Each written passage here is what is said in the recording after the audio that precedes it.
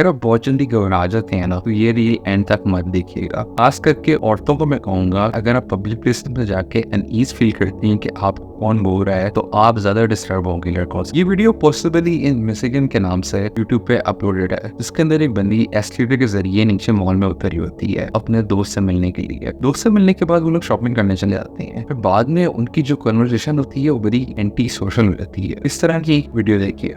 So how well she put her poodle one time in a microwave oven to eat it?